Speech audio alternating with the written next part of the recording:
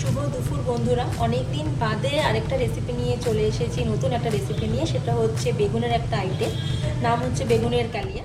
তো তার জন্য আমি প্রথমে বেগুনের তেলটা বেশিই লাগে, 8টা মতন পিস হয়েছে, যেটা আমি দেখাচ্ছি তোমাদের। আমি অলরেডি এরকমভাবে নুন, হলুদ আর চিনি দিয়ে একটুখানি আমি মাখিয়ে রেখেছি। তেলটা গরম হলে আমি এটাকে ভাজবো একটা একটা করে।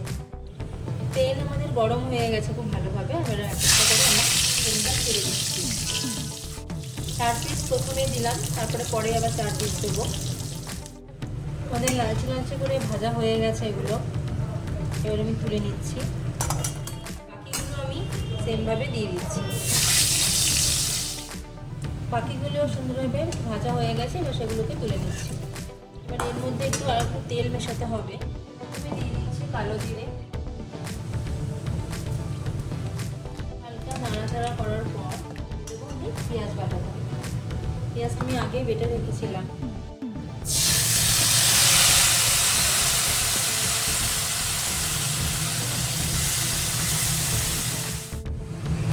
এবার একটুখানি 1-2 মিনিট মতো ভালোভাবে একটু নেড়ে নেবো। এবার দিয়ে দেবো এটার মধ্যে স্বাদ মতো নুন, পরিমাণ মতো হলুদ। ভালোভাবে নাড়িয়ে নিতে হবে। দিয়েছি টমেটো, কুচি কুচি করেও তোমরা দিতে পারো। আমি পেস্ট করে দিলাম, কখনো আমি টমেটো কুচিও করে দিই। ওটাকে কুচি করে কয়েক মিনিট ভালোভাবে নাড়িয়ে নেবো। দিচ্ছি যতক্ষণ আমার তেলটা ছাড়ছে। একটু নেড়ে নিয়ে তারপরে এটার মধ্যে যেটা মেন দিতে হবে সেটা হচ্ছে ধনে দিচ্ছি। কেউ গোটা ধনে বেটেও দিতে পারো। ধনে স্বাদ মতো দিয়ে দিলাম।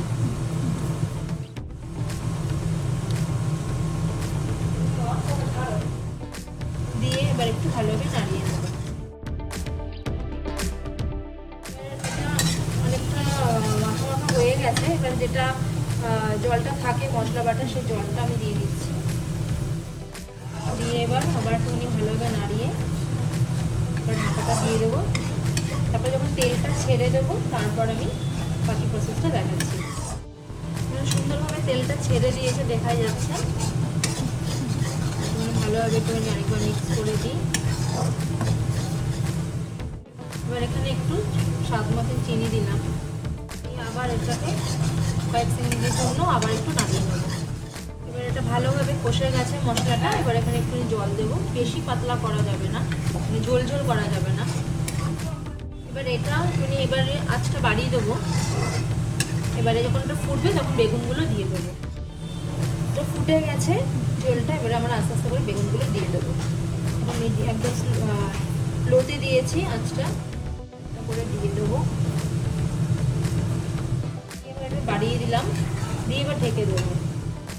এখানে ভালোভাবে গ্রেভিটা হয়ে গেছে, তেলও ছেড়ে দিয়েছে।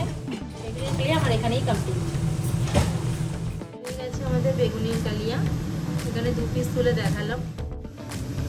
কেমন হয়েছে জানিও। ভিডিওটা এখানেই শেষ করলাম, আর দেখা হবে নেক্সট একটা ব্লগে। টাটা।